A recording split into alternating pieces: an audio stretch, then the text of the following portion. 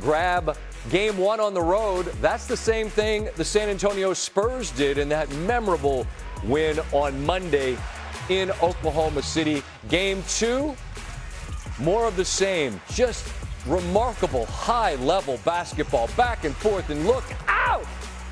Stephon Castle rises up. Isaiah Hartenstein, nothing you could do. Wemby couldn't believe it. Here's how it sounded in San Antonio on the radio. Castle, he goes to work. Castle, oh my goodness! In the face of Isaiah Hartenstein with a right-hand tomahawk slam. Man! Great look at the NBC broadcast as they reacted in real time as well. But it's only worth 2 points, and it's a 5-point lead for the home team. Make that 7 in transition. Alex Caruso feeds the MVP. Shai Gilgeous-Alexander, brilliant in this game throughout. They're up 7. Hartenstein trying to deal with Wembanyama, and that's a whole lot to deal with. Here, the ball fake, but the nice defense turns into a steal. San Antonio turned it over a bunch. I'm going to get a box score and get eyes on that number. It was a large number. Shai puts it on the deck. King of the mid-range. Wemby had 3 first-half turnovers. Jalen Williams unfortunately left with a hamstring issue, which you know he has battled back from. He would not return in this game. A bit of a war of attrition on both sides. Down 3, he's done it again. It's not with 30 seconds left in the game, but once again, Wembanyama steps into a long-range 3, ties it at 66. Here, he plays sort of Nerf with himself. He knows the shot's off. He follows with a putback. Just, Mike Tirico put it well, mesmerizing. But so is Shai. Here, off the miss. This is an unfortunate situation as Dylan Harper, the brilliant rookie, gets tied up with Chet Holmgren. Harper would head back to the locker room, tried to come back out to the floor, but his night was done, and they're already without Fox, so that was a big loss. Here, the handles from the MVP, loses Carter Bryant, and that's Bottoms, and the lead grows back to 8. Shai to the corner. And Chet Holmgren fired up, takes it to the rim, and the building is roaring as they lead by 8. Into the fourth, it's a 5-point game. Jared McCain, this was a big one, off glass, and it rattles home, and he knows that wasn't the intention, but it doesn't matter because it went in. Then it's Shai on the floater, bucket good, the lead grows to 9. Then the corner 3 from Keldon Johnson cuts it to 6. So a 6-point game, plenty of time to go. You know, San Antonio won't go quietly. Wembanyama down low. Another 2, and it's a 5-point game. Step back, MVP stuff right there, and Shai knew just how much that mattered. 7-point lead.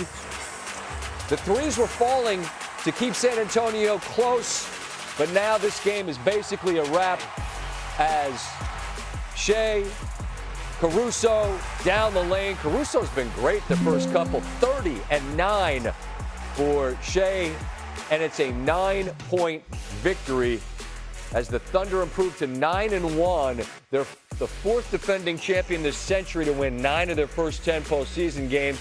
2 of the previous 3 went on to repeat as NBA champions. The Heat of 12-13 and the Lakers at the turn of the millennium. Brian Windhorst joins me, and first thing we'll get to the specifics, but this is breathtaking basketball. Like, to me, this is the game at its highest level when you're seeing these stretches of just haymakers. It's like Hagler-Hearns, first round. Yeah? I'm exhausted. I mean, the level of effort, the level of ingenuity, the level of creativity, the level of just sheer fight that is being displayed by these two teams. I mean, the Thunder have their entire hands full trying to deal with Victor Wembanyama. They are working so incredibly hard to battle him at both ends, to counter him, to figure out a way around him, over him, behind him. They're holding him, they're shoving him, they're pushing him. And then the Spurs are dealing with guys falling down with injury. I mean, this is really, truly going to be the heavyweight aspect of this is who's going to be standing at the end. This feels like 4 games have been packed into 2. And, so tonight, I would just say, incredible strategic move by the Thunder to go with Isaiah Hartenstein as the primary defender on Victor Wembanyama, which was able to hold him down. But the injury report is going to be almost the most important thing before Game 3 because both teams lost key players tonight. I'm not sure who's going to be upright in 2 days.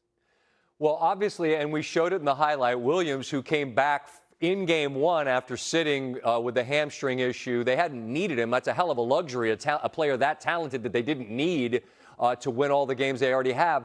But in the case of the Spurs, who are already without Fox, who's a difference maker at point guard, to lose Harper, what was the impact of his absence down the stretch in your estimation? I think a potential loss of Dylan Harper is potentially gigantic because we've got a high ankle sprain on De'Aaron Fox. That is an injury that is not going to probably get that much better. He may be able to gut it out, but you're looking at not having him right. So then Harper looks like, a potential leg injury there, like maybe a hamstring. If that's a situation that causes him to miss time, you're just playing too thin on the perimeter. Stephon Castle is playing tremendous basketball, but he's being asked to do so much. He had 9 turnovers in this game after 11 in Game 1.